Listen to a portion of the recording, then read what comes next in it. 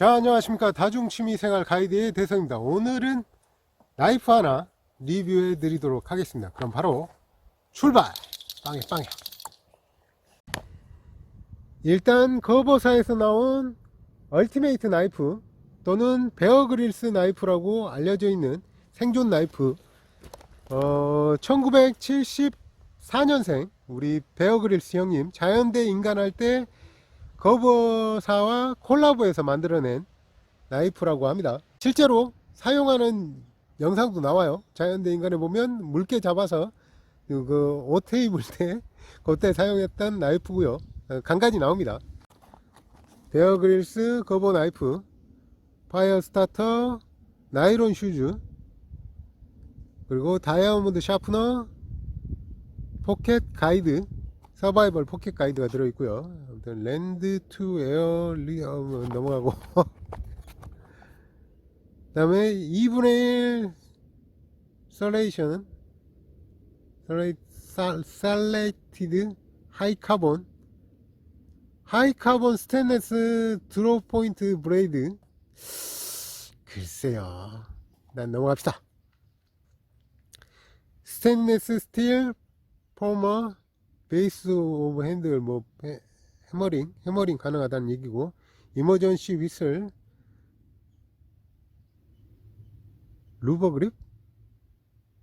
아무튼 그렇습니다. 거버사 같은 경우는 1939년 창립, 피터 거버에 의해서 창립하고, 아웃도어 용품, 그러니까 톱, 망치, 도끼, 단검 등등을 만들어 오던 회사예요. 그리고 지금까지 만들어 오고 있고 70년 정도 됐다고 생각하시면 됩니다. 역사는 그래도 제법 긴 편이고요.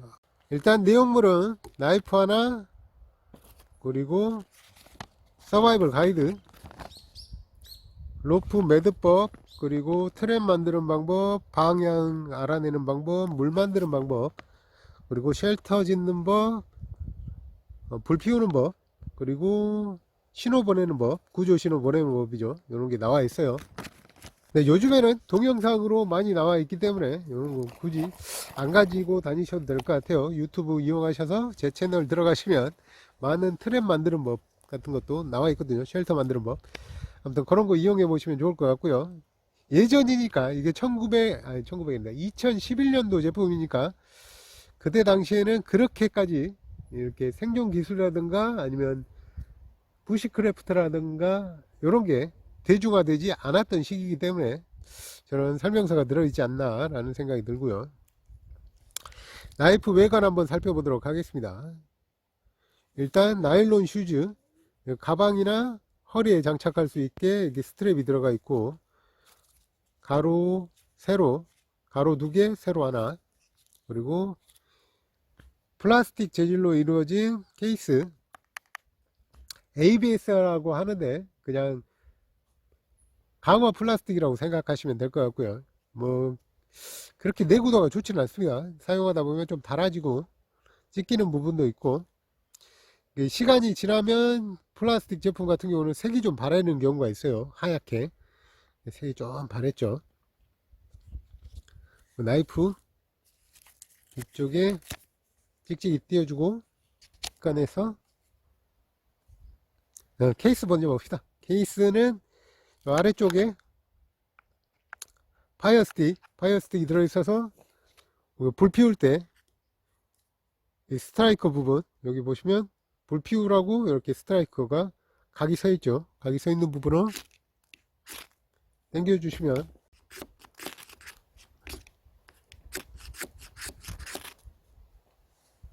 불이 붙죠. 불이 붙습니다.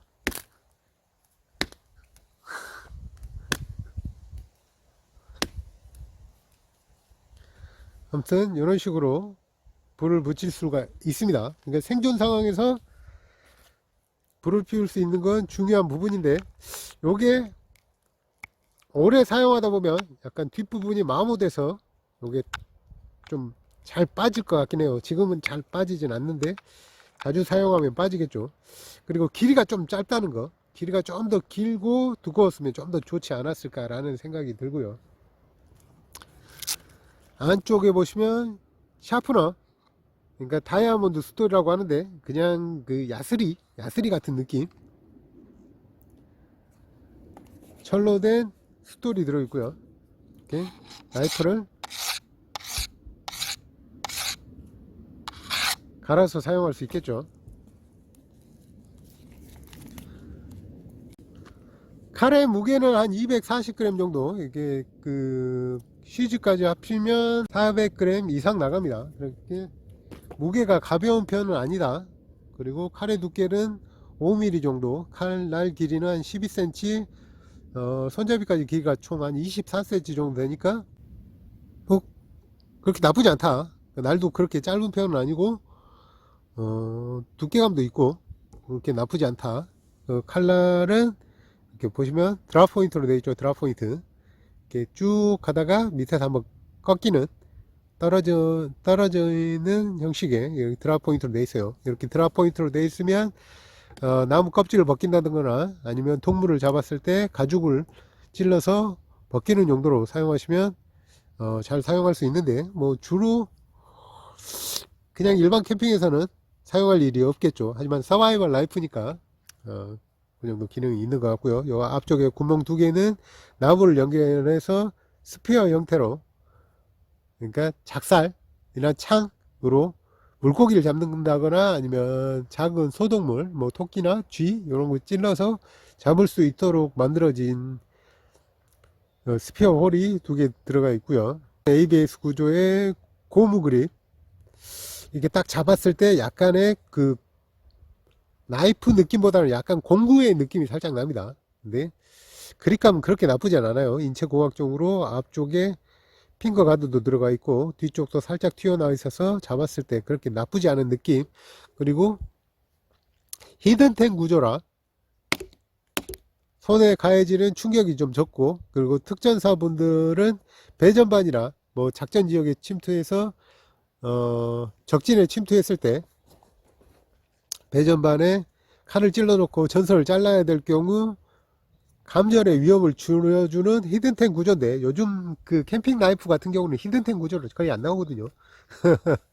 요즘 나오는 그러니까 나이프 같은 경우는 풀텐 구조로 많이 나와요. 그러니까 우리가 배전반이나 뭐 전선을 끊을 일이 거의 없기 때문에 풀텐 구조로 나오는데, 요거 같은 경우는 5분의 4텐 정도 된다고 생각하시면 됩니다.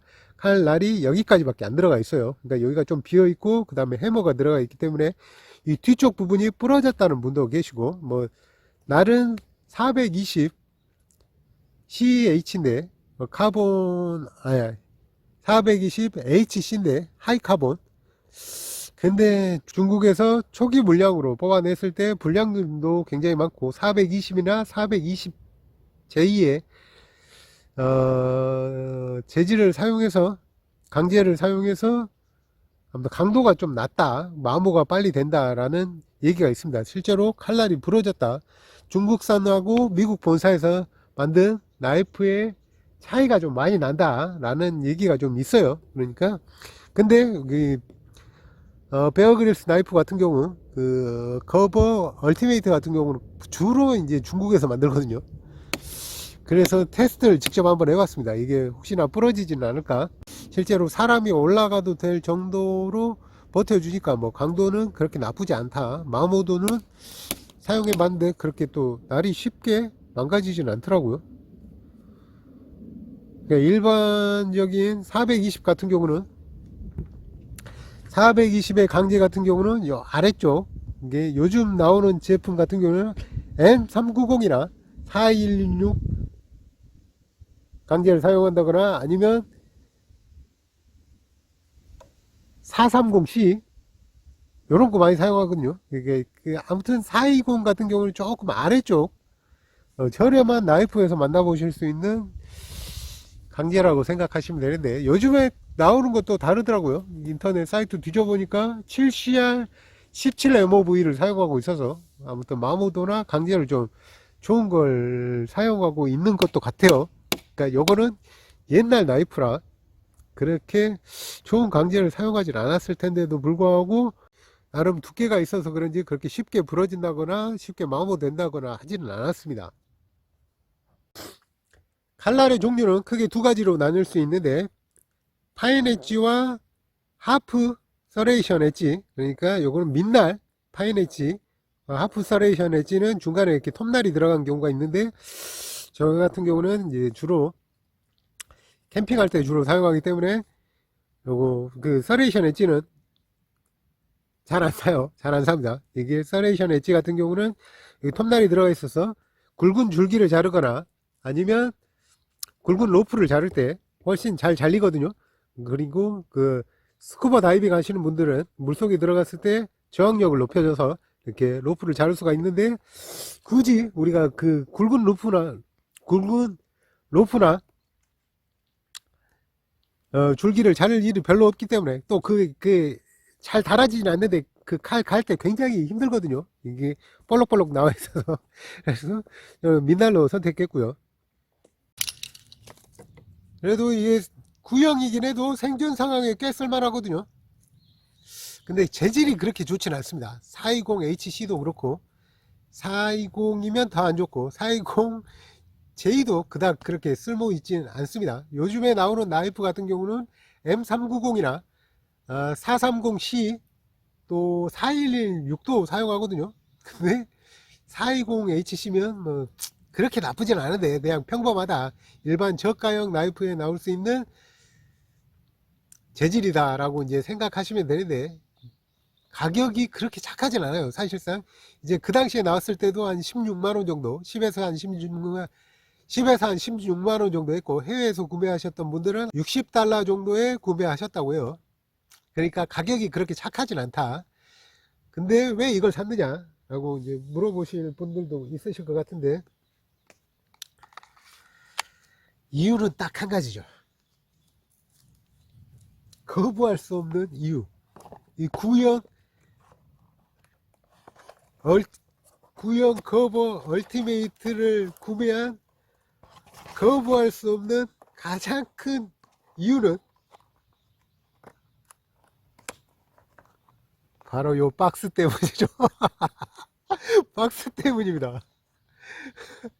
베어 그릴스 형님 얼굴이 이렇게 들어가 있잖아요. 요즘 나오는 거 이렇게 안 나오거든요.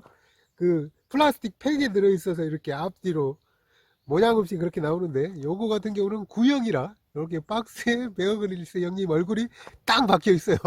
그래서 장식장에 이렇게 딱 세워놓으면 폼이 난다 라는 거죠. 실제로는 저도 이거 많이 사용 안 합니다. 부러질까봐 잘 사용 안 하는데, 이제 제가 주력으로 사용하는 것 같은 나이프는 요건 진짜 괜찮거든요. 가성비 나이프. 다음 시간에 요거 나이프 한번 소개시켜 드리도록 하겠습니다. 그럼 다음 영상에서 뵙겠습니다. 아이고 또 날라갔네. 요 휘슬 요거 잘 빠져요. 그러니까 차라리 요거 떼고 다니시기 바랍니다. 요거 분실하면 좀 마음 아프잖아요. 계속 빠지네. 계속 빠집니다. 아니면 본드를 붙이시던가.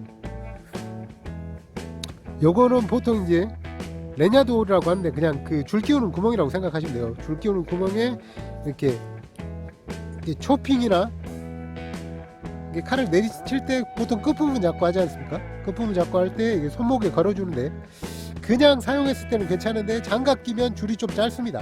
줄은 따로 구매하셔서 낙하산 줄 같은 걸로 교체하시는 게 좀 나을 것 같고요. 하실 때 좀 줄을 꽈서 길게 하시는 게 좋아요. 이게 스피어 홀이 있기 때문에 여기다 나무를 연결해서 중간에 잡아주고, 창으로 뭐 물고기를 잡는다거나 작살로 만들어서 이제 물고기를 잡는다거나, 뭐 국내에서는 불법입니다. 해외에서는 뭐 사용해도 되는지 모르겠어요.